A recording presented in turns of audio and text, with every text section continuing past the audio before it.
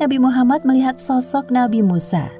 Nabi Musa membalas salam dan mengakui kenabian beliau. Namun tiba-tiba Nabi Musa menangis. Jibril yang penasaran bertanya kepadanya, "Wahai Musa, mengapa engkau menangis?" Aku menangis karena ternyata ada nabi yang diutus setelahku, tapi umatnya lebih banyak yang masuk surga dibandingkan umatku. Setelah berpamitan dengan Nabi Musa, Jibril mengajak Nabi Muhammad untuk naik ke langit ketujuh. Di sana mereka bertemu dengan Nabi Ibrahim. "Ya Rasulullah, ini adalah Nabi Ibrahim, bapak para nabi."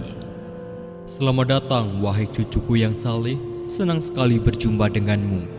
Wahai Muhammad, sampaikan kepada umatmu salam dariku. Katakan kepada mereka bahwa surga itu nyata. Tanahnya subur, ada beraneka ragam tanaman tersedia untuk memanjakan mata dan lidah mereka. Semua hal yang mereka inginkan tersedia di surga."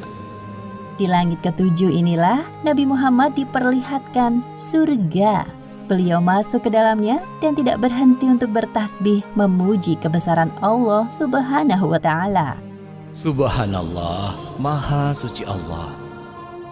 Seusai berkeliling surga, tibalah saatnya bagi Nabi Muhammad untuk naik ke Sidratul Muntaha.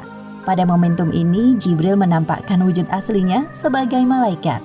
"Wahai Rasulullah, sebentar lagi engkau akan bertemu dengan Sang Penciptamu.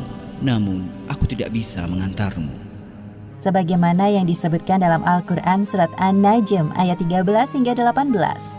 Dan sesungguhnya Muhammad telah melihat Jibril itu dalam rupanya yang asli pada waktu yang lain, yaitu di Sidratil Muntaha. Di dekatnya ada surga tempat tinggal.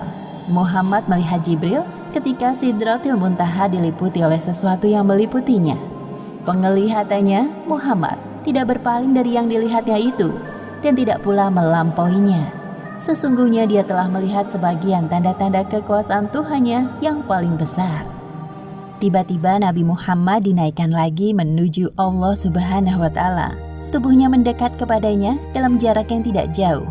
Namun Nabi Muhammad tidak dapat melihat Allah Subhanahu wa Ta'ala secara langsung. Beliau melihat Allah Subhanahu wa Ta'ala dengan hatinya. Pada saat itulah Allah Subhanahu wa Ta'ala mewajibkan hambanya untuk sholat 50 kali sehari semalam. Setelah Nabi Muhammad menerima tugas dari Allah Subhanahu wa Ta'ala, beliau turun. Di langit ke-6, Nabi Muhammad berjumpa dengan Nabi Musa. Mereka saling berbincang. Wahai Nabi Muhammad, apa yang Allah perintahkan kepadamu? Sesungguhnya Allah Subhanahu wa Ta'ala mewajibkan kepada umatku untuk sholat 50 kali sholat sehari semalam. Kembalilah wahai Muhammad, mintalah keringanan kepada Allah. Aku yakin umatmu akan keberatan dengan hal ini. Nabi Muhammad mulai berpikir dan meminta pendapat Jibril, sedangkan Jibril menyetujui apapun keputusan Nabi. Akhirnya Nabi Muhammad kembali naik untuk menghadap Allah. Nabi Muhammad meminta keringanan untuk umatnya. Maka Allah Subhanahu wa Ta'ala meringankannya menjadi 10 waktu sholat.